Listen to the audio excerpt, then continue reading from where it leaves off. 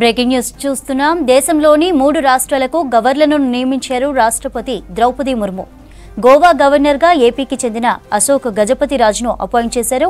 హర్యానా గవర్నర్గా professor Asim Kumar Ghosh, Ladakh lieutenant గవర్నర్గా కవిందర్ గుప్తా నియామకం చేశారు. ఏపీ విజయనగరానికి చెందిన అశోక్ గణపతి రాజు రాజవంశానికి చెందినవారు. తొలిసారి 1978లో జనతా పార్టీ తరపున పోటీ చేశారు.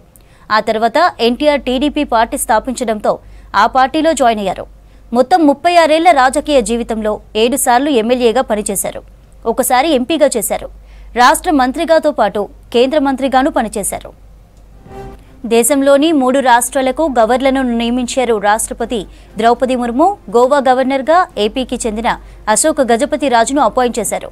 హర్యానా గవర్నర్గా ప్రొఫెసర్ అసీం కుమార్ ఘోష్, లడక్ లెఫ్టినెంట్ గవర్నర్గా కవిందర్ గుప్తాను నియామకం చేశారు. ఏపీ విజయనగరానికి చెందిన అశోక్ గజపతి రాజు రాజవంశానికి చెందినవారు. తొలిసారి 1978లో జనతా పార్టీ తరపున పోటీ చేశారు. ఆ తర్వాత ఎన్టీఆర్ టీడీపీ పార్టీ స్థాపించడంతో ఆ పార్టీలో చేరారు.